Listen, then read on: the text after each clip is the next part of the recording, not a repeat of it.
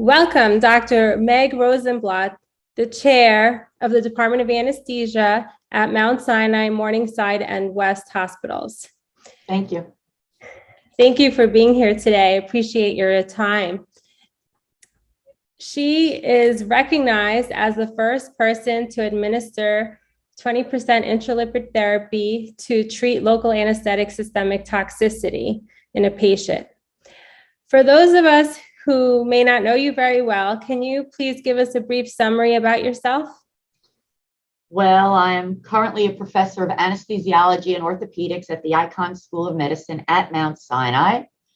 I was the chair of the 2020 annual meeting of the American Society of Anesthesiologists, and I'm the current chair of the general chair of the 2021 New York State Society meeting, which is known as the PGA.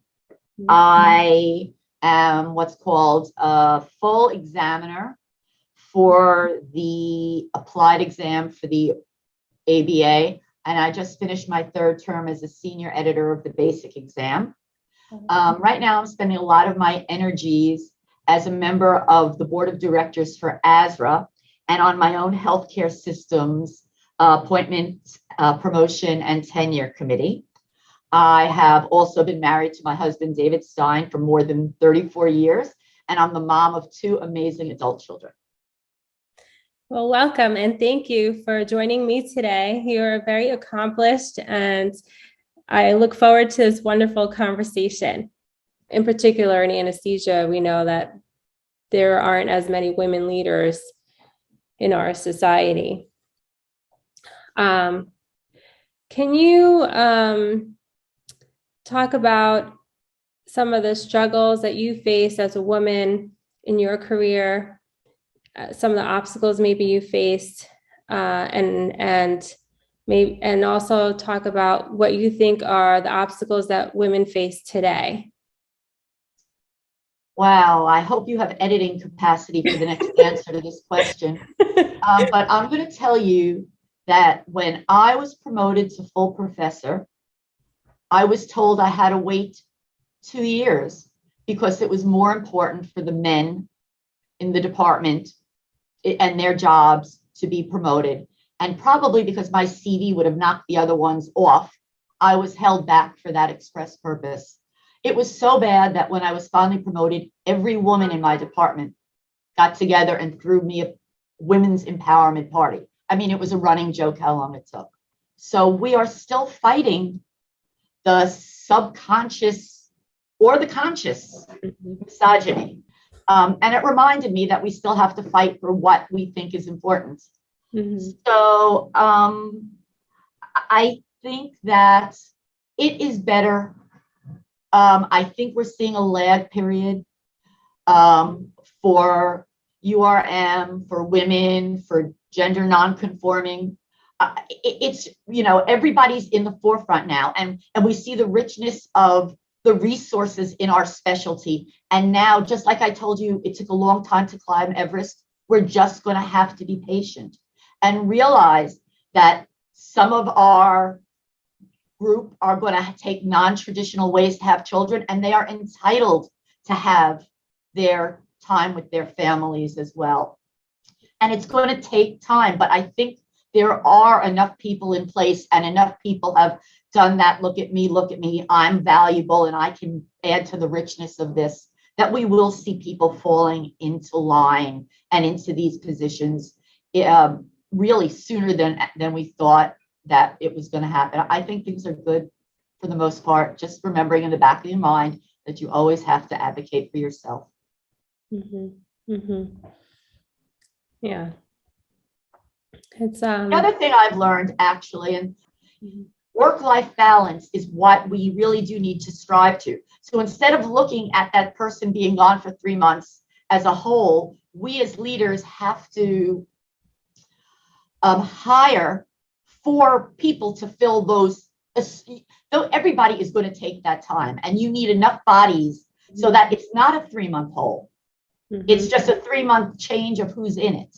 Mm-hmm. And that has also helped me as I have people who may want to be part-time workers, people who have babies, people of non-traditional roots to babies want these times, it has allowed me to be much, much more flexible and maintain my staff because they're happy, they feel protected, and they feel that they're in an environment that respects their personal as well as their professional lives. And that is so different from the 35 years ago when the job was, I don't care who's in the room, just make sure somebody can give anesthesia.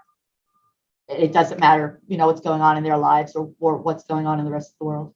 Mm-hmm. So it is a whole new world for us. And it's so good. Mm-hmm. I think that's really important, what you just mentioned, like having that flexibility in your workforce. I think that's something that is lacking maybe in some area, in some institutions and work environments. And I think it is valuable to make your staff happy and feel supported, and that makes them want to come back to work and do better because they feel that you help them. So I think that's a really important topic. Thank you. Mm-hmm.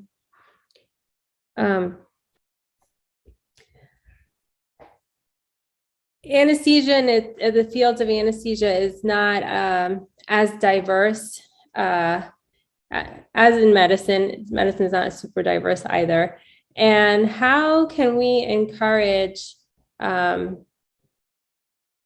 to become a more diverse field? That's really not a fair question to ask me. And I'll tell you why. It's because I am privileged to have a department that's racially, culturally, and gender diverse. Mm-hmm. And people want to go where they see themselves. Mm-hmm. So, where I am is an easy sell, but you just have to break in and find somebody who doesn't look like the rest of the department, but will be an excellent fit. And once they're in, then they become their own or your own best ambassadors. Mm-hmm. So it's really just like putting that foot in the door and committing to that with whatever resources it takes. And then once that door has a wedge, oh my gosh, it just plows open so wide. Mm-hmm. And it makes for such a rich and satisfying departmental experience. We call ourselves a family, and we are. Mm-hmm, mm-hmm, mm-hmm. Very lucky. I wish I could say I had the magic to do it. It was a self-fulfilling prophecy. Mm-hmm, mm-hmm. So but you bring up an important point. Just starting the avenue, opening the path, right? So opening the path for your department So you find the right person and you offer them mentorship and you offer them the story, mm-hmm. Promise that you can build the story for them, and then be good to your word. Mm-hmm. It's a commitment on both people's parts, mm-hmm. But you can't be a department that just sits there and thinks people are going to flock to you because you've got a nice name or a pretty logo. I mean, people want to see people that are willing to walk the walk and mm-hmm. do the work with them. Yeah. Mm-hmm. Mm-hmm. COVID has brought out to light the burnout that people are experiencing, especially in anesthesiology. What has been your experience with burnout, and what have you done to kind of help mitigate burnout in your own life or with your colleagues? Well, just like mentorship wasn't around in the 90s, neither was burnout. Okay, we just kept our head down and plowed forward. But again, I do appreciate that our jobs are exhausting emotionally and physically. And we did see a lot of it during COVID. One of my senior people looked at me and said, I went to intubate 10 patients on this shift and 3 of them died, and I am emotionally exhausted from this. You couldn't take COVID away, but you could do creative staffing. You could shorten the shift so nobody was under that kind of stress for that long. And you could create an environment where people say, I just need some time. Mm-hmm. And again, with your staffing, you need to have the flexibility to give people mental health days, personal days. I missed the time before COVID when the masseuse came to the lounges, once a month, or the puppies came, or all of the activities that we were allowed to do pre-COVID. And I look forward to having group workouts at the end of the day and being able to reinstitute that. That did an awful lot, I think. Whether it helped burnout or not, it shows the members of the department that we as a group are interested in your well-being. So, COVID has put a little bit of a damper on this, but these kind of activities are important for morale and for retention. Mm-hmm. Mm-hmm. Yeah, it's been challenging with COVID, with having the social distancing. I know we had to individually wrap our bagels. Yeah. Yeah, it's a little challenging to feel like that togetherness apart. With everything. Uh-huh. Our families too. Exactly. Knowing what you know now, what would be the best career advice you would give someone? Just call me. I'll fix it. No, seriously. I'm a firm believer in talking to people about, where they see their strengths and developing a story that highlights their strengths with activities that they're interested in. Not everybody is going to be promoted on a clinician educator track. There are people that need to be on administrative tracks. Not everybody needs to run a meeting. We need to have people who are also involved in advocacy at the state and the national level. And those are, that's a totally different pathway of public speaking, advocacy, legislative interventions. There's just so many things that somebody can do.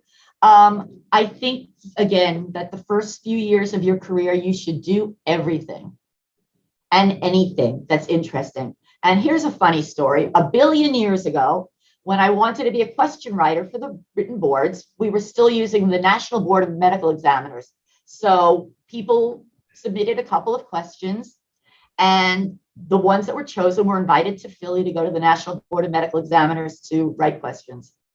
And we were sitting there and, we're thinking we are the best. They loved our questions. You know what they loved? The fact that we answered first.